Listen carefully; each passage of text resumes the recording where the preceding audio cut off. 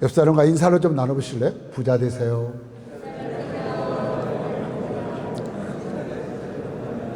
예, 옆 사람과 인사를 나누시는데 부자 되세요 라고 인사를 하신 분들은 IQ가 130 정도 되는 사람들이에요. 옆 사람을 보고 큰 부자 되세요 한 사람은 IQ가 한 160 정도 된 사람이에요.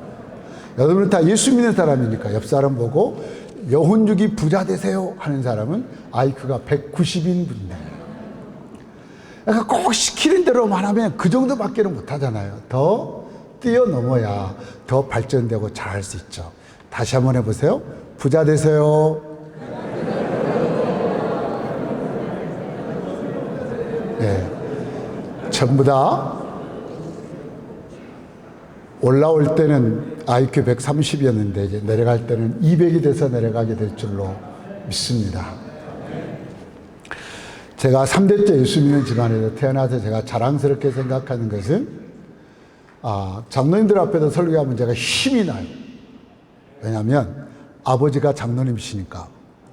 그래서 제 아버님은 서울 노회에 연익교회를 참 오래 다니셨습니다. 연익교회를 한 50년 넘게 다니셔서 지금 연세가 올해 90인데 아직 건강하시고 또 원로 장로님이십니다. 근데 제가 참 아버지를 존경하고 사랑하는 거는 저를 목사하고 아버지는 장로인데 교회 얘기를 참 많이 하게 되잖아요. 그러면 항상 제 뜻에 따라 주셨어요. 그리고 제 아버지가 원로 장로님이 되셨을 때는 아버지 원로 장로가 되시면 이렇게 하셔야 됩니다 했더니 알았어.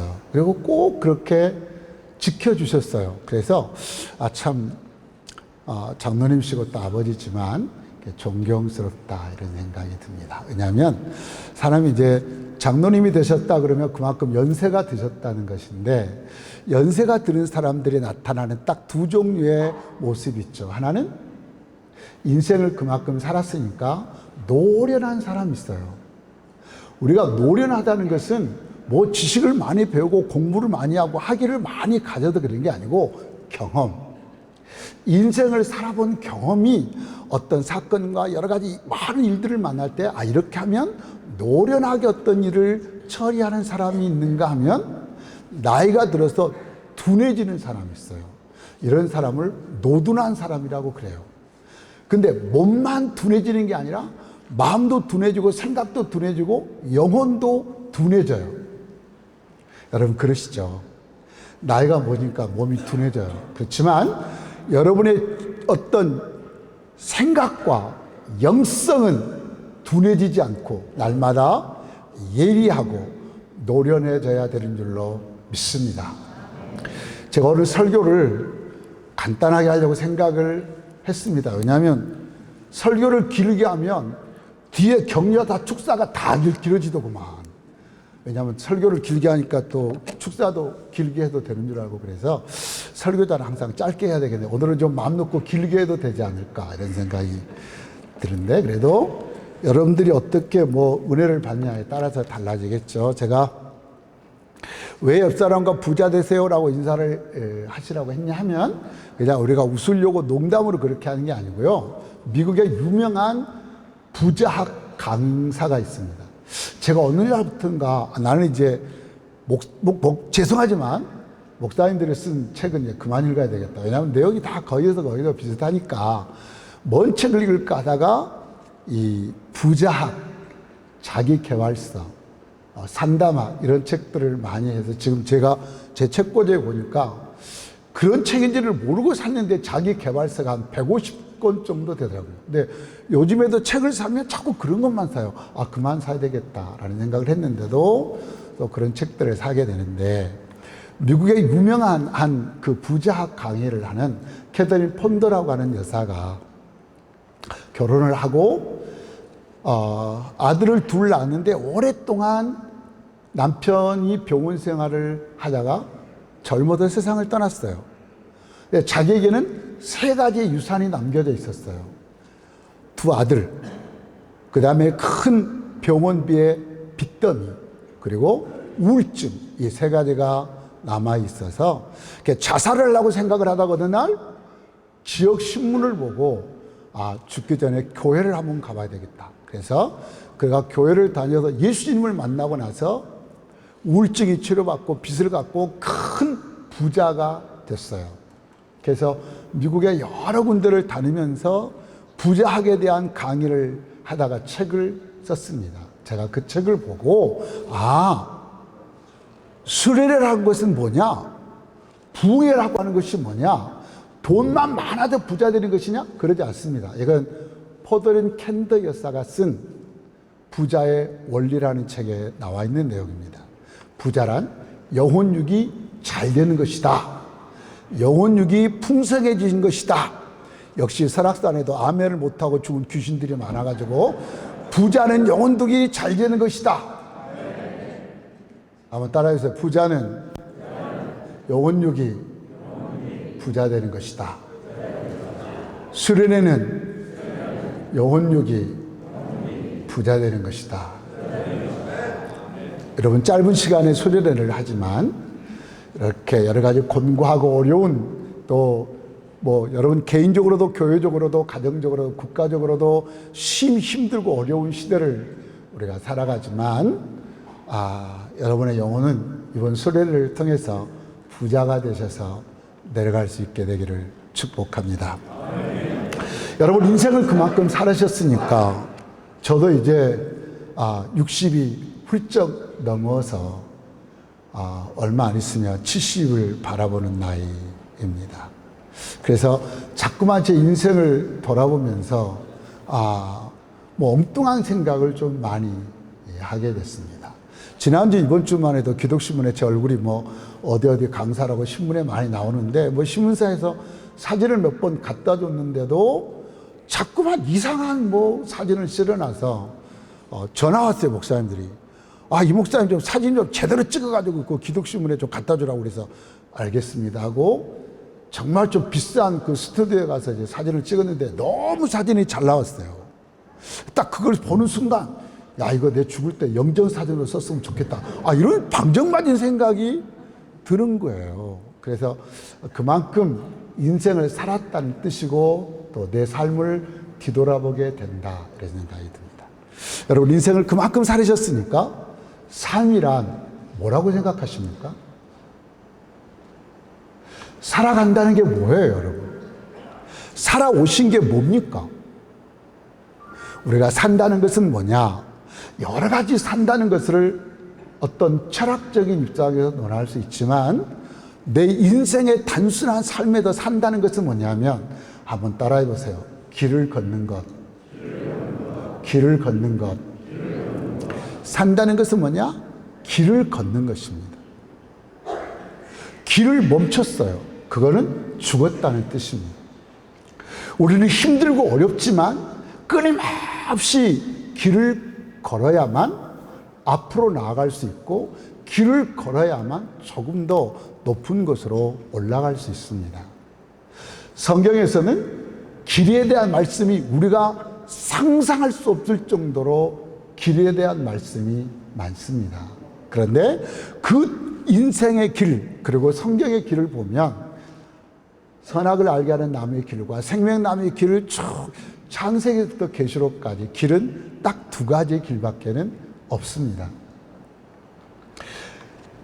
가인의 길과 아벨의 길, 이삭의 길과 이스마엘의 길, 야곱과 에서의 길, 쭉 두 길이 내려오다가 선한 길과 악한 길, 의인의 길과 악인의 길, 지혜자의 길과 미련한 길, 신약에 놓으면 좁은 길과 넓은 길, 결국은 어떤 지옥의 길과 천국의 길로 분명하게 나눠요. 여러분, 수련회를 하고 있는 동안 설악산에 절이 두 개가 있습니다. 신흥사가 있고 올라가면 또 작은 절이 하나 있는데 절 앞에 가서 딱 팔짱을 끼고 그 절에 들어갔다 나왔다 하는 사람들의 얼굴을 한번 유심히 보세요. 그러면 그 얼굴의 모습이 예수를 믿는 사람의 얼굴의 모습과 절에 왔다 갔다 하는 사람의 모습이, 저 얼굴의 모습이 전혀 다릅니다. 왜? 가는 길이 다르기 때문에 그러는 거예요. 그런데 그런 인생에 가는 길이 여러 가지가 있는데 여러분, 세상에서는 야곱이 그랬습니다. 야곱이 바로 앞에 서서 내 나이가 몇 살이냐? 내 인생의 나그네 길의 나이가 130세지만 험악한 세월을 보낸 나이다. 나그네의 길. 여러분, 세상에는 여러 가지 길이 있어요. 우리가 걸어 다니는 길을 인도라고 그래요. 차가 다니는 길은 차도라고 그러죠. 기차가 다니는 것은 철도라고 그랬어요. 배가 다니는 길을 해로라고 그러고 비행기가 다니는 길을 항로라고 그럽니다. 세상에는 여러 가지 길이 있어요. 그런데 사람이나 기차나 배나 자동차나 비행기나 모든 것들은 딱 정해진 길을 걸어가야 돼요. 그 길을 곧바로 걸어가야 돼요. 약속대로 법대로. 그 길을 벗어나면 탈선한다. 아이들이 탈선하면 비행총선입니다. 탈선한 아이들입니다. 우리가 목사요 장로로서의 길이 있습니다. 그냥 평신도가 걸어가는 길이 있고 장로로서 걸어가야 될 길이 있고 성도로서 권사로서 걸어가야 할 분명한 길이 있습니다. 여러분, 길이라는 것은 약 10가지 의미가 있죠. 그냥 우리가 무조건 걸어다니면서 소통하는 것만이 길은 아니에요. 길은 방법이라는 뜻도 있어요. 우리가 일본에서 우리나라에게 수출을 안 해주니까 수출 길이 막혔어요. 그리고 살아날 길이 없어. 그런 살아날 방법이 없다는 뜻이죠. 솟아날 길이 없어. 솟아날 방법이 없는 거예요. 길이 막히면 멸망해요. 길을 벗어나도 탈선을 해도 사고가 나기도 하고 부도가 나기도 하고 죽음을 맞이하기도 해요. 하나님께서 우리를 위해서 길을 예비해 놓으셨어요. 우리의 발걸음을 정하시고 하나님이 원하시는 길을 걸어가는 자들에게 하나님이 복을 주신다 약속했습니다. 인생의 길을 걸어가면서 우리는 절대로 하나님께서 나에게 주신 길, 그 길은 방법이기도 하기도 하지만 그 길은, 내가 걸어가는 길은 장로로 권사로서의 길, 목사로서의 길은 하나님이 주신 콜링, 하나님이 주신 미션, 하나님이 주신 소명과 사명. 우리는 아무리 힘들고 어렵고 세상에 많은 유혹이 있어도 죽자 살자 그 길을 걸어가야 하나님의 은혜가 있고 평안이 있고 형통함이 있는 줄로 믿습니다. 그 길에서 벗어나고 탈선하면 부도가 나고 사고가 나고 죽기도 하고 망하기도 하고, 그것은 모든 게 다 마찬가지예요. 길이 막히면 병들고 죽어요. 여러분, 세상에만 그런 길이 있는 게 아니에요. 여러분의 몸과 우리의 몸에도 길이 있어요. 우리의 몸에 있는 길을 우리가 잘 관리해야만 인생의 성공자가 될 수 있어요. 어제도 제가 총회 감사하다가 중간에 나와가지고 아주 욕을 바가지를 먹고 지금 여기 왔습니다. 원래는 내일 제가 설교인데 하루 앞당겨져가지고 어쩔 수 없이 양해를 구하고 왔습니다. 오면서 이렇게 뉴스를 보니까 미국에 계셨다가 한국에 나오는 어떤 목사님도 뭐 성폭행한 것 때문에 또 감옥에 가게 생겼더라고요. 왜 그럴까요? 자기 몸에 있는 길을 잘 관리하지 못했기 때문에 그래요. 사람의 눈에는 눈길이 있어요. 내가 사랑하는 사람한테는 자꾸 눈길이 가. 근데 미워하는 사람에게는 쳐다보기도 싫어요. 눈길이 안 가. 그러시죠? 장로님들은 다 착해져가고 그런 분이 없는 것 같아요. 저는 목사로서 매주 설교를 하잖아요. 나도 모르게 설교를 하다가 나를 진짜 사랑하고 존경해주는 사람만 쳐다보고 설교를 하게 되더라고요. 그리고 나를 싫어하고 막 뒤에서 욕하는 사람 쪽은 잘 안 보게 돼. 그러나 그분들 시험 들까봐 내가 의도적으로 보기를 하죠. 눈길 조심해야 됩니다. 눈길을 잘못 주면 유혹에 빠질 수 있습니다. 눈에는 눈길이 있고 사람의 입에는 말길이 있어요. 말도 잘 길들여서 말길을 가야 돼요. 사람의 손에는 손길이 있어서 자녀들은 부모의 손길을 따라서 훌륭한 자녀들로 성장하기도 하고 그렇지 못하기도 해요. 사람의 발에는 발길이 있어요. 내 발길이 어디를 향하느냐가 중요해요. 어떤 사람은 내가 다시는 술 먹으면 사람 새끼가 아니다 그러면서 자기의 발길은 술 친구 집으로 걸어가고 있어요. 마음은 다시는 죄를 짓고 싶지 않은데 발길은 그곳을 향하고 있단 말이에요. 내 발길을 아주 조심해야 돼요. 마음에는 마음의 길이 있어요. 그러면 우리가 성경에 보면 우리가 선택해야 될 길은 성경을 전체를 보면 딱 두 가지로만 결론을 내고 있습니다. 한번 따라해 보세요. 스트레인저. 스트레인저. 무슨 뜻이죠? 오늘 본문에 나와 있는 대로 나그네예요. 나그네. 나그네. 그런데 인생을 걸어가는 사람들은 스트레인저, 스트레인저, 스트레인저. 나그네만 있는 것이 아니라 우리 성경과 영어 성경에는 거의 나와 있지 않은데 킹 제임스 버전에만 보면 거기에 스트레인저가 아니라 오늘 본문에 나와 있는 아브라함이 걸었던 나그네의 길을 킹 제임스 버전이라는 영어 성경에서는 필그림 그랬습니다. 우리가 하나님을 섬기면서 살아가는 인생의 길에는 딱 두 길만 있습니다. 스트레인저, 필그림. 나그네 길, 순례자의 길. 이 길을 잘 구분해서 걸어야만 우리는 인생의 성공자가 되기도 하고 또 실패자가 되기도 하고 그렇습니다. 그렇다면 나그네의 길, 그 스트레인저, 나그네의 길은 어떤 것이고 필그림, 순례자의 길은 어떤 것일까? 나그네 길은 인생 무상입니다. 인생 무상, 인생 허무, 어떤 인생은 그냥 하숙생 그래가지고 아무런 의미도 목적도 없이 하루하루 그냥 어디서 왔다가 어디도 가는지도 모르고 살아가는 것, 그것이 나그네의 길입니다. 그러나 순례자의 길은 하루하루 보람 있는 길입니다. 하나님과 함께 살아가고 하나님을 경험하고 하나님의 능력과 기적과 이하고 여전히 아멘하다가 죽은 귀신들이 많아가지고 그래서 붕에는 순복음교회를 가서 해야 돼요. 제가 여의도 순복음교회 가서 붕회를 하면 괜히 은혜가 돼요. 별것도 아닌데 할렐루야 아멘. 아유 우리 장로교 장로님들은 참 이해합니다. 그냥 오셔도 식사하시고 한참 졸릴 시간에 말씀이 들어오겠습니다. 나그네 길은 절망의 길이지만 순례자의 길은 기쁨과 감동이 있고 예수님과 함께 동행하는 그런 길입니다. 아멘 하는 사람은 3대가 복을 받을지어다.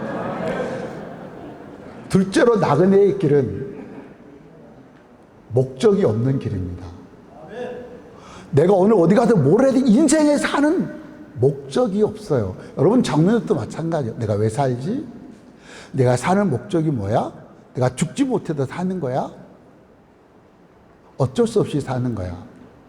내가 삶에 분명한 목적이 없다면 그는 장로고 권사고 집사고 목사지만 나그네의 길을 걷고 있는 사람, 불행한 사람입니다.